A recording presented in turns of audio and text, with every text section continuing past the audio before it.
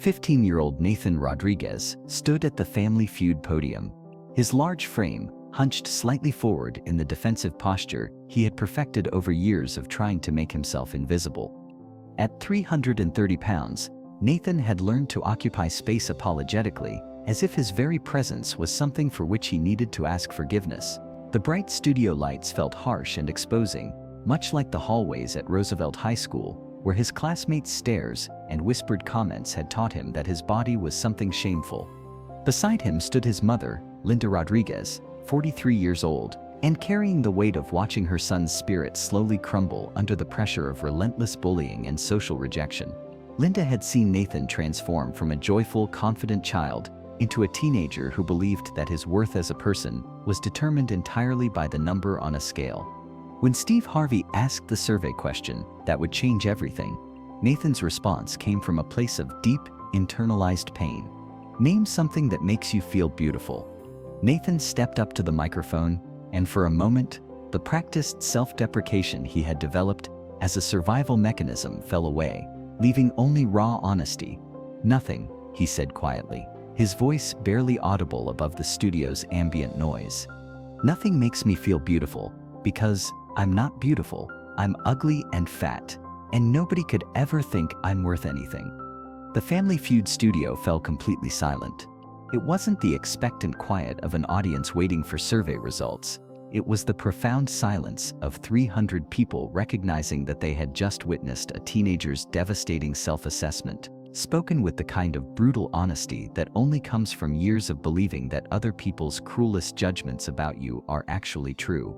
Steve Harvey felt his heart break a little as he heard those words. In 40 years of television, he had encountered contestants with every imaginable story, but there was something about Nathan's complete absence of self-worth, the way he had spoken about himself with such certainty of his own unworthiness, that cut through every professional boundary Steve had built around his emotions. Behind Nathan, Linda Rodriguez struggled to maintain her composure. For 3 years, she had watched her son endure daily humiliation at school, had seen his confidence erode with every cruel comment and social rejection, had witnessed his transformation from an outgoing child who loved sports and making friends into a teenager who spent most of his time alone in his room, convinced that he was fundamentally unlovable. Let me take you back to how we got here. Nathan had not always struggled with his weight. Until middle school, he had been an active, confident kid who played Little League baseball. But a combination of factors during his parents' difficult divorce, stress eating, hormonal changes, and a growth spurt that altered his metabolism had led to significant weight gain during 7th and 8th grade.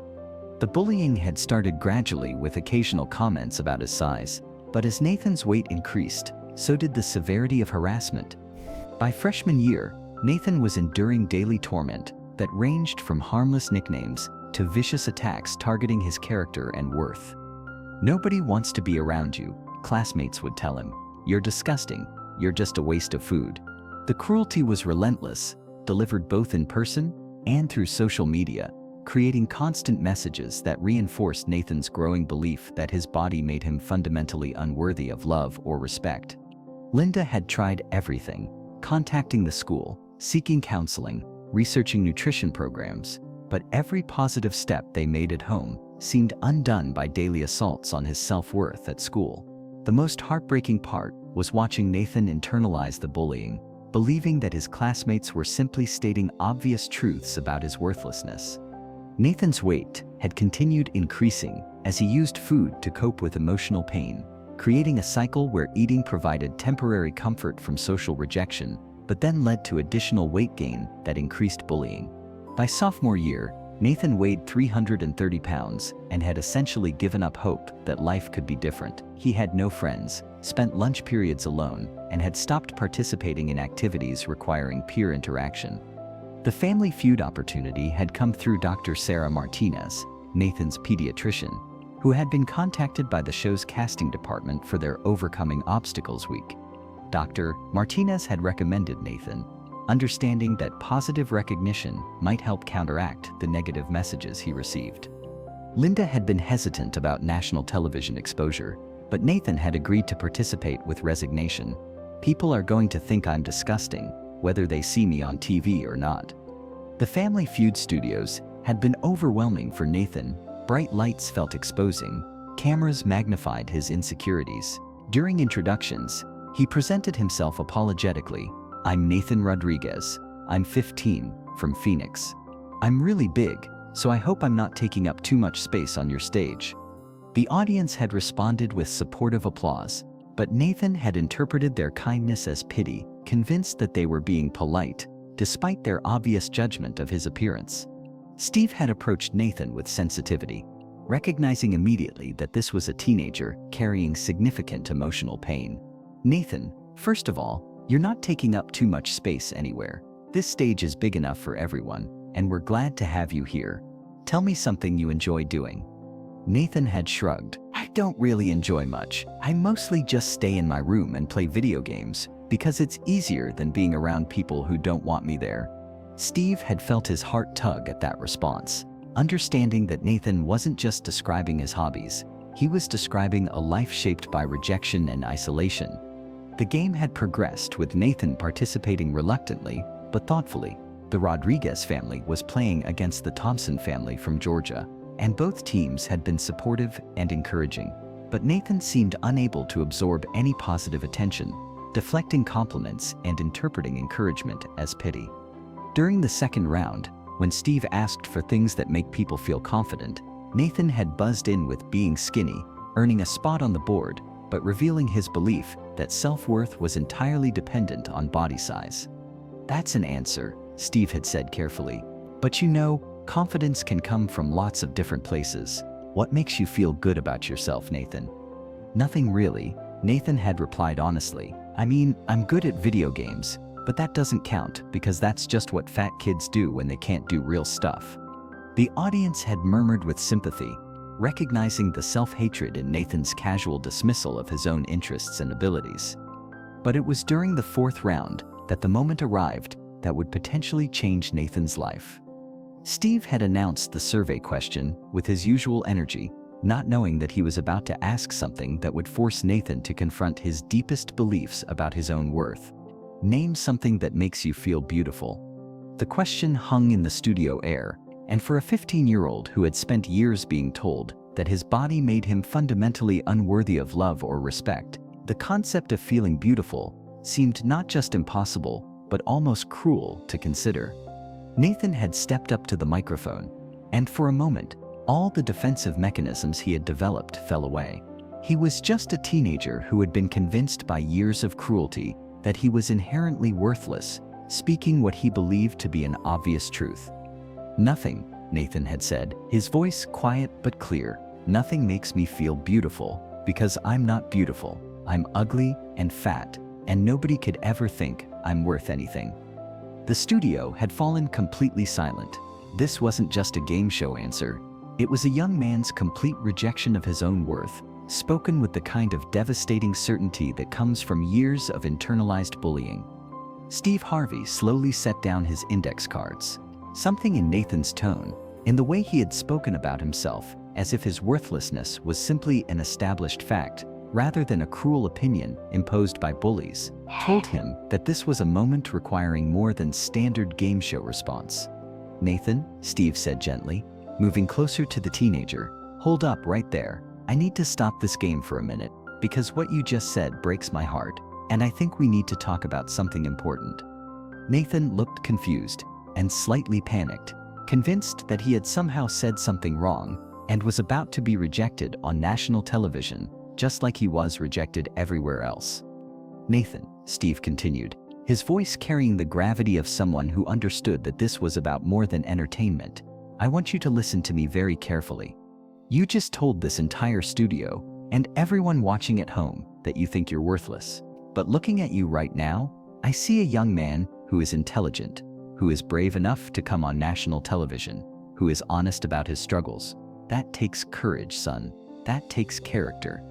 The audience murmured with agreement, but Nathan seemed unable to absorb what Steve was saying, his years of negative programming making it impossible to believe that anyone could see value in him. But what happened next was something that no one in the studio, not Nathan, not Linda, not even the producers, had anticipated. During Nathan's heartbreaking self-assessment, Three celebrity fitness trainers backstage, Marcus Thompson, Jillian Michaels, and Carlos Rodriguez, had been deeply moved by his pain. They were in Atlanta for a health conference and had approached production, asking to help create a positive intervention for Nathan.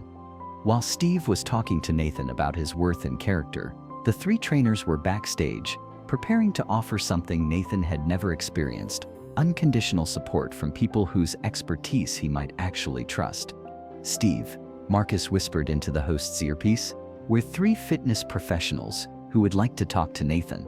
We want him to know that his journey toward health and self-worth starts with self-acceptance, not self-hatred." Steve's eyes widened as he understood what was being offered. This wasn't just a game show anymore. This was about to become an intervention designed to help a teenager understand that his life could be different.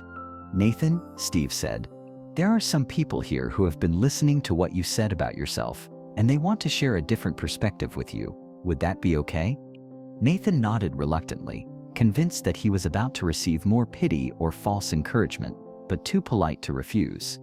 "Ladies and gentlemen," Steve announced, turning to address the studio audience and cameras, "sometimes television gives us an opportunity to address something important, something that goes beyond entertainment to touch real issues that real people face every day. Nathan is dealing with something that millions of teenagers deal with: bullying, self-hatred, and the belief that their worth is determined by their appearance."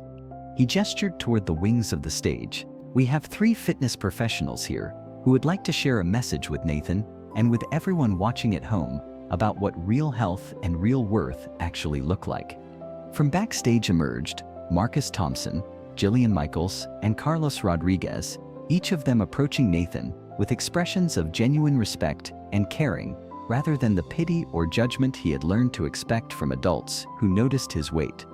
"Nathan," Marcus said, stepping forward first, "my name is Marcus Thompson. I'm a fitness trainer, and I work with people of all sizes who want to improve their health.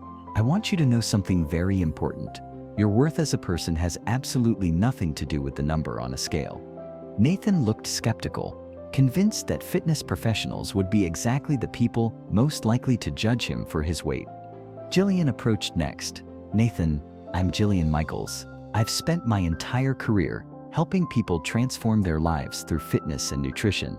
But the most important lesson I've learned is that transformation starts with self-love, not self-hatred. You cannot hate yourself into a healthy life." Carlos stepped forward last. "Nathan, I'm Carlos Rodriguez, and what I want you to understand is that everyone in this studio sees a young man with value, with potential, with worth. That has nothing to do with your body size. You are not your weight. You are a person with talents, intelligence, and a heart that deserves love and respect."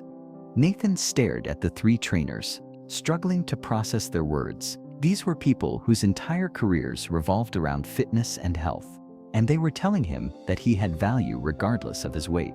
It was the opposite of everything he had been taught to believe about himself. "But I'm fat," Nathan said quietly, as if this fact negated everything they had just told him. "I'm really, really fat, and everyone can see that, and that makes me disgusting." "Nathan," Jillian said gently, "you are a person who happens to weigh more than average. That's a fact about your body, not a judgment about your character. Your weight is something you can address if you choose to, for your health and happiness. But your worth as a human being is not up for debate." Marcus nodded in agreement. "Some of the strongest, most determined, most inspiring people I've ever worked with started their journeys at weights higher than yours. What made them successful wasn't hating themselves into change. It was learning to love themselves enough to take care of their bodies." But the three trainers weren't finished with this intervention that had transcended typical celebrity appearances and become something profound. "Nathan," Carlos said, "we want to make you an offer if you're interested in learning about health and fitness, not to change who you are, but to take care of the amazing person you already are. We want to help you, all three of us." The studio audience was listening intently, understanding that they were witnessing something unprecedented. "We're offering you a full support team," Marcus continued. "Nutrition guidance, fitness training, appropriate for your current fitness level, and most importantly, coaching about self-worth and body positivity. Because real transformation doesn't start with changing your body, It starts with changing how you think about yourself. Nathan looked at his mother, then back at the three trainers, struggling to believe that anyone would want to invest time and energy in helping him. "Why would you want to help me?" he asked, his voice carrying all the confusion of someone who had been taught that he was fundamentally unworthy of support. "I'm just a fat kid who can't do anything right."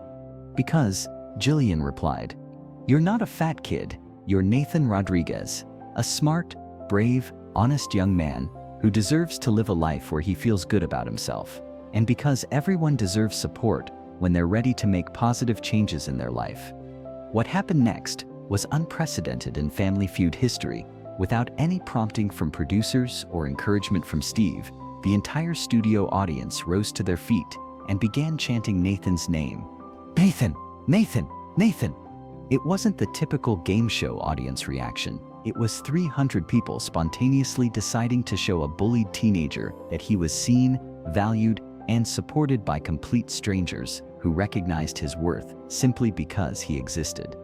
Nathan stood frozen as the chanting continued, tears streaming down his face as he experienced something he had never felt before: unconditional support from a large group of people who knew nothing about him except that he was struggling and deserved encouragement.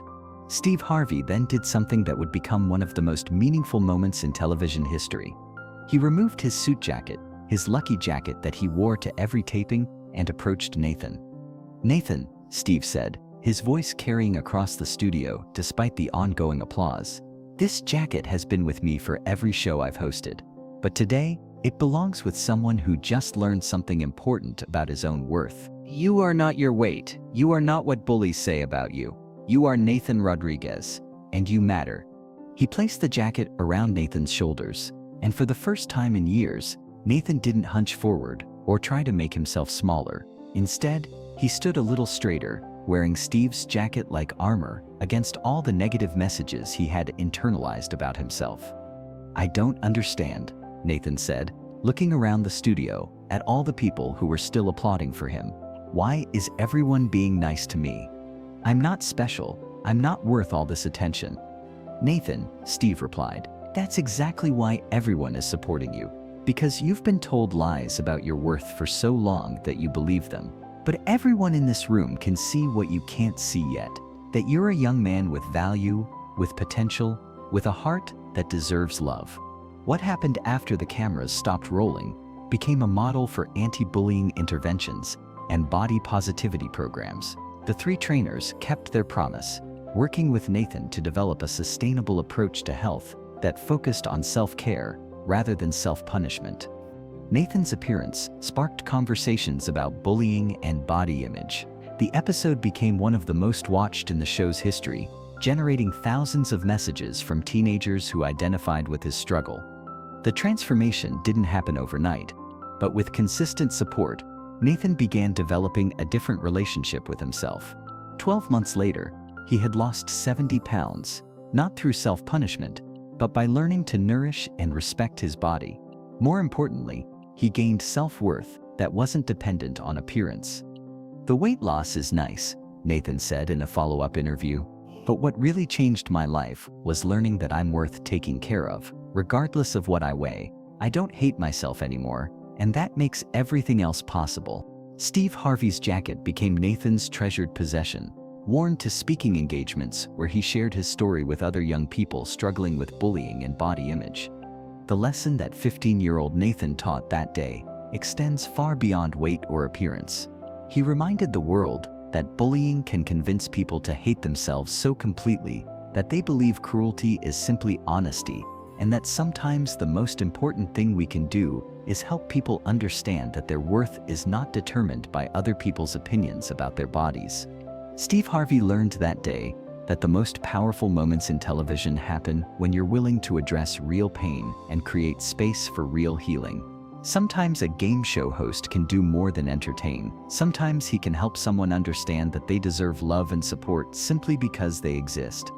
The three trainers discovered that their most meaningful work wasn't transforming bodies, but helping people understand that transformation begins with self-acceptance rather than self-hatred. Because that's what real beauty looks like. Not a number on a scale, but the courage to believe that you're worth caring for regardless of your size. That's what true strength sounds like, not the absence of struggle, but the decision to treat yourself with kindness, even when others haven't. And that's what happens when someone learns that their worth was never up for debate, proving that the most important transformations happen not when we change our bodies, but when we change our minds about what makes someone deserving of love.